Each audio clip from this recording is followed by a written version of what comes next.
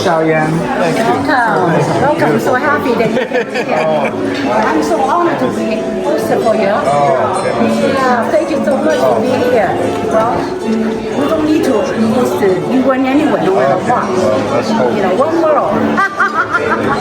Yeah, thank you. Everybody come here. Today, of course, beautiful weather. We're enjoying the beautiful sunshine of Seattle and a beautiful day. But we have one mission. We love Seattle. We want a better future of Seattle. We need a better mayor. We need a mayor, a good mayor. Mayor Bruce Harrell has done a very, very good job for the last 4 years, but he needs more time. For the next 4 years, we need him to continue to do the good work. Bruce Harrell was saying that one thing, you have space needle vision. That means that you look down and you see you have a better future. You want to see the future of the Seattle because it takes time. In the past, all the mayors, they never get a second term in the last 20 years. But we are going to make a difference this time. We're going to make Bruce Harrell. He will be our mayor. So he has vision and he has plan. We want to see it continue to go forward. And also, Mayor, I believe one thing is a one world. Look at the divided people here. We have all nations, all kind of people. We got Asian, we got American, we got Chinese, we got Vietnamese, we got Korean. We got all kind of people here. Because it doesn't matter. We're all American. We love Seattle. We want to see a better future. We need Bruce Harrell. And I'm so happy that you are here tonight. You know, Bruce Harrell already maximize his contribution, but he still needs a voucher. So please fill up your voucher before you leave today. And then we have one vision today. We want to elect Bruce Harrell to be our next 4 years mayor. Thank you. Favorite thing, now we have two different guests, you know. So I want to take a chance to take this opportunity to thank you to all my guests to be here. We're trying to compete to each other who invite more people, you know. So anyway, I want to thank you, the Chinese Chamber of Commerce, TC Low, and also Felicity Wong for the Matuk Association, the president, and then also we have Cindy Wong, we have Zheng Liwei, we have the mayor from Veloria, Tony Ao is a community leader, Cindy, thank you, and also Tanya Wu, a devoted politician. I hope someday she's going to be doing one of the jobs for us. And thank you. And then, of course, Joy, thank you for being here, the city council person. And thank you so much. I think I have so many people that want to thank you, but not to have too much time. So I know the mayor is thank you, Shiao-Yen. I asked Shiao-Yen. Shiao-Yen is the president of our sister city in Kaohsiung. And I've had a chance to work with Shiao-Yen for the last 3 years, and she's been a wonderful advocate for the city, for our sister city in Kaohsiung, Taiwan, and she's the rainmaker. And so I had to come to Shiao-Yen to see if she could host the event today, and she brought the majority of people out. So I just want to give a shout out to Shiao-Yen. And I also want to thank you, my partner, Bob Ye, for his fantastic sushi, and also he's devoted to the community. Thank you, Bob. I'm going to share a story about kind of, in my view, I would say the comforter-in-chief, the commander-in-chief, and what I think the role of a mayor goes so much beyond the day-to-day. There's also the connection to every person that he is serving. And I remember a good quote from Mario Cuomo, Andrew Cuomo's father, and also Barack Obama said this a lot on his campaign, but you know, on a campaign, you campaign in poetry, but you govern in prose. And I think in this time, in Trump, you know, in the second administration of Trump, we're at a place where we cannot afford to learn on the job. We need people who have shown steadfast leadership and are able to stand up to the whims of this administration. And over the next 3.5 years, we're going to need a steady, firm leader who delivers for the city. I can go on sound bites and things, but in essence, you know, we have other candidates in this race, and you can always promise and deliver in sound bites on a campaign. But when governing, you know, it comes down to the practical and the ordinary, the day-to-day sausage making. And, you know, I've seen Mayor Harrell, I mean, even today, the mayor has had his full day as a job as mayor, and then another campaign event and came here. And he's out here because he wants to represent you as you know, in another term. That was a very kind introduction. So my speech won't even be that long. It was a great, powerful introduction, but I'll just sort of cut to the chase. First of all, thank you, Shiao-Yen, for having us in your beautiful home. The secret to a great event. Your food, your company, your view, waterfront, beautiful home. Thank you. Got a warm spirit. Because of you, I live here.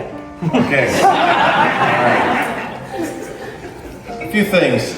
You know, David sort of summed it up. That I am let me just be brutally honest with you.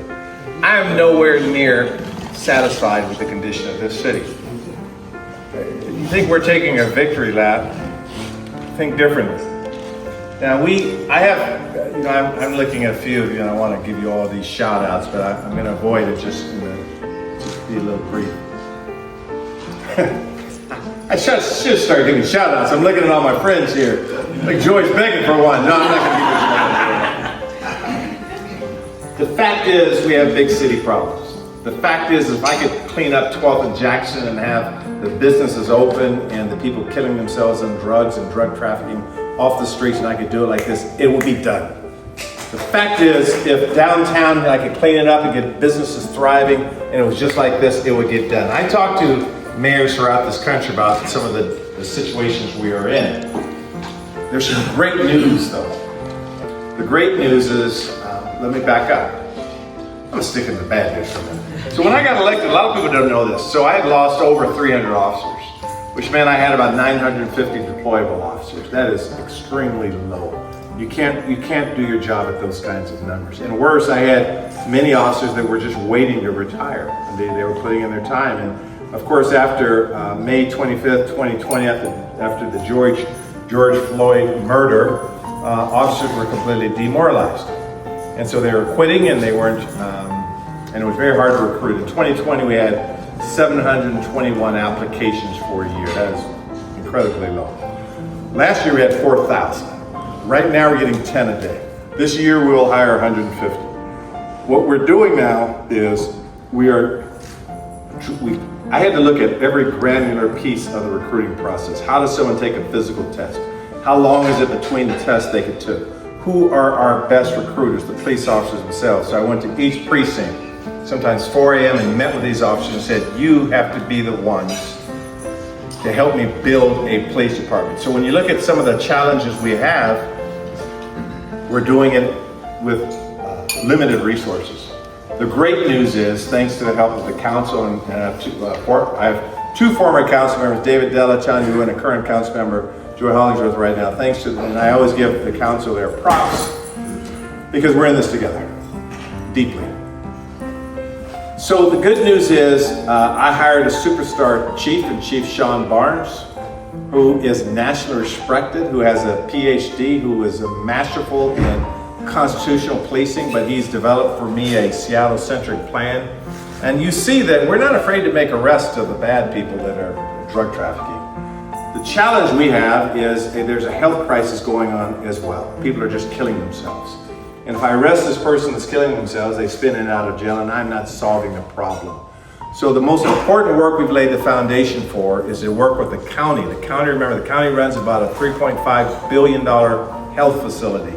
The health crisis should fall on their shoulders. And quite frankly, there's an interesting King County executive race going on right now, and I'm trying to push this issue into the discussion. And right when I say that, people say, well, Harrell, you're pushing it onto the county. You're damn right I'm putting the health issues onto the county. That's their responsibility.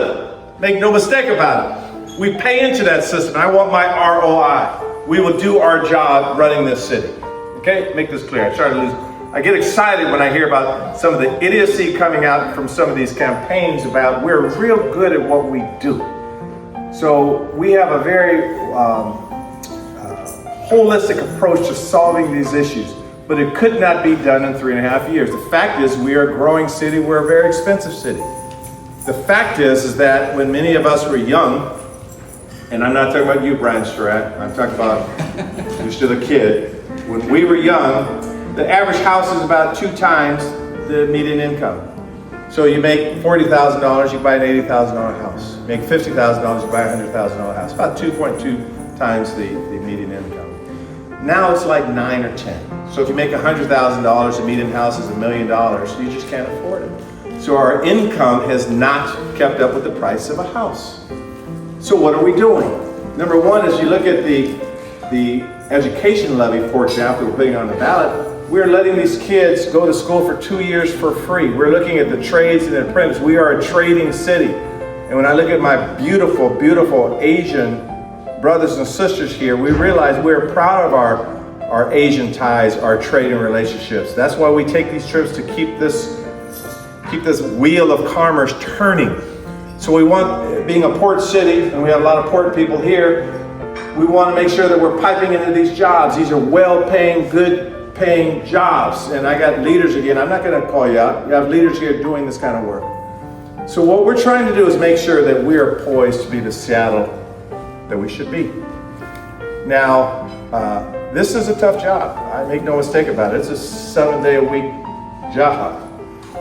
And there are times where I never get depressed. I never get tired, but I put my head down because sometimes I just don't realize, I don't think some people realize the challenges we have, particularly now with Trump in office. Okay, so the good news now, the rest of my speech is going to be short, it's going to be nothing but good news. Here's all the good news. The good news is I have a phenomenal team of city leaders. I think I'd say over 80, we lost a few, Gail, but to retirement, but I have a phenomenal team. And we are looking at every strategy with our housing plan, our public safety plan, our climate change plan. We are nationally respected for what we have in place. So we have the right trajectory, we have the right personnel, we have the right momentum. And like I said, it couldn't be done in three years. You can't blame the cost of housing on any mayor. We are a big city, we have big city problems, but what we did was, what did we do? We put a $1 billion levy that the city's passed. We put in my administration the last couple of years another $1 billion of housing strategy. We put in my current budget $343 million of housing strategies. Right? We put a comp plan to look at where we should build in the city for a blueprint for the next 20 years.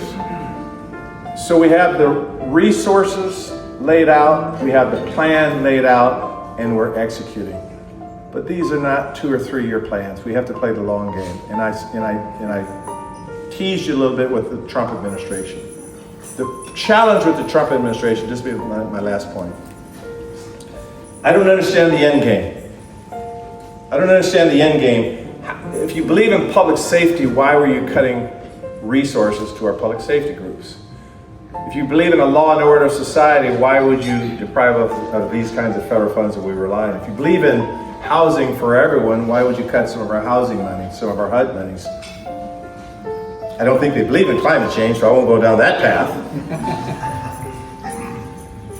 But if you believe in a great country, and you're talking about making it great again, if that is your mantra, you have to realize who made this country great. It's the people in this room. It's immigrants and refugees. I mince no words about this.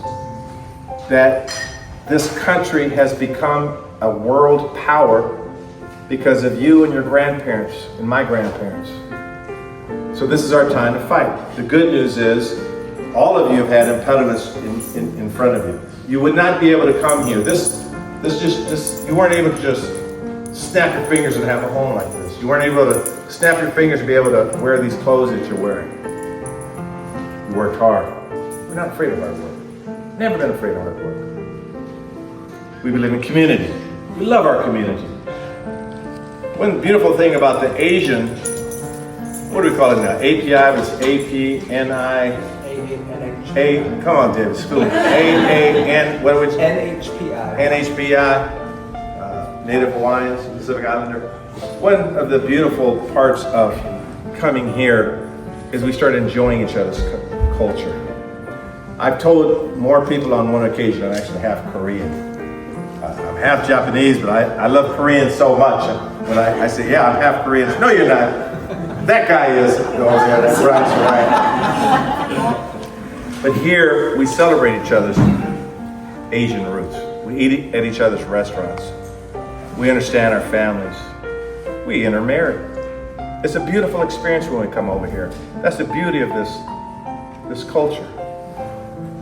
They can lump us all together if they want, but we also realize we have individual parts of our culture that's very special to us. That's the beauty of our culture.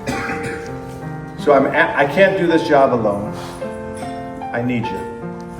And I never worry about losing. I don't wake up, I'm not built that way.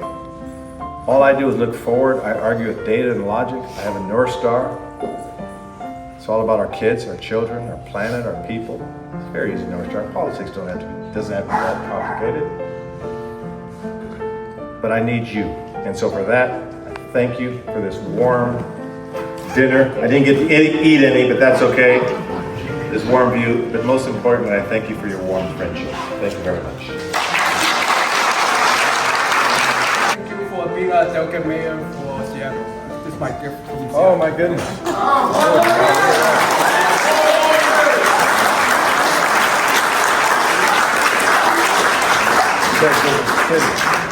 I can't take it, but for those cameras, I'm not taking this gift. It goes to the city. There's a $50 gift rule for those cameras. We always comply with it. Thank you very much. That was beautiful. That was absolutely beautiful. Thank you, Mayor Harrell. Last time I was here, thank you, Ms. Shiao-Yen, for hosting us.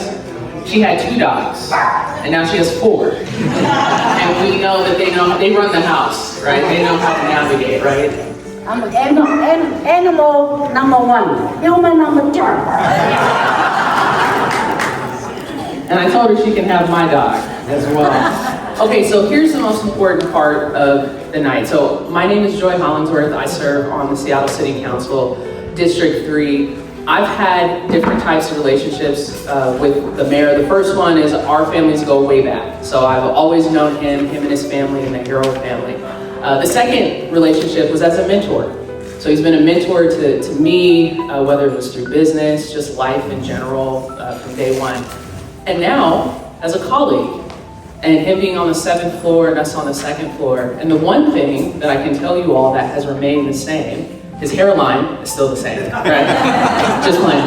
It is, which is remarkable. But the biggest thing is the caring piece, the consistency piece, the confident piece, the very sharpness. How do we navigate this? Okay, what's the next step? A lot of times you hear people have really big ideas, but they don't know what step A is and how to get to B and C. And then they also don't know the outcomes. And I've seen this man be a masterful mayor and navigating really, really hard situations and still stay the same. So I'm here to ask you all. So right now the campaign has been maxed out.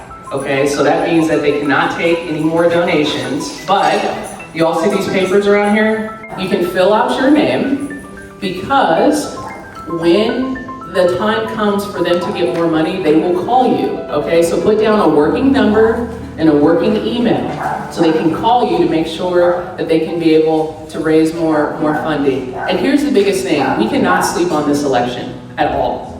We cannot take it for granted. We cannot hear, oh, he's good. No, we have to continue the process one day at a time, making sure we're connecting to friends and families. Make sure that people know that he is running for re-election and we have to get him elected. Because how long have you been in office? This is my last point. How long have you been in office? We're 12, going on 16 years. 16 years he's been in office. And I promise you, and I'm gonna make this promise right now, he didn't know I was gonna do this. His next 4 years are going to be his best years. I promise you.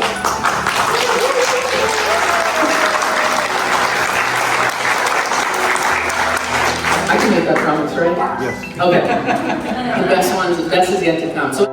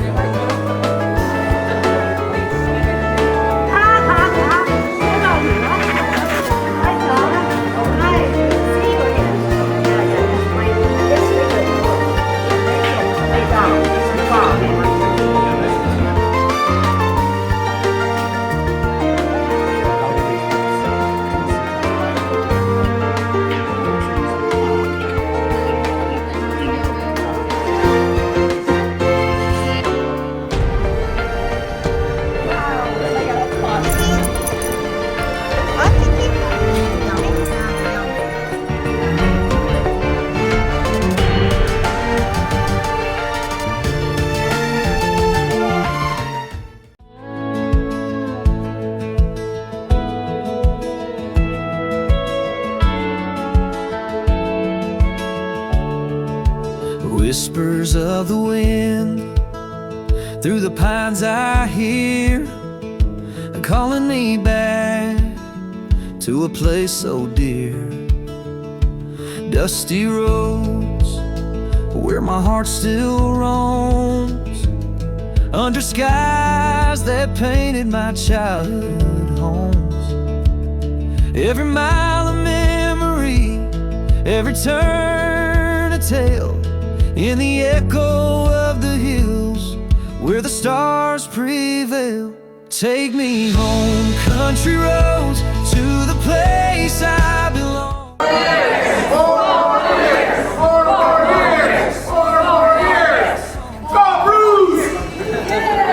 Verse flow, take me home, country roads.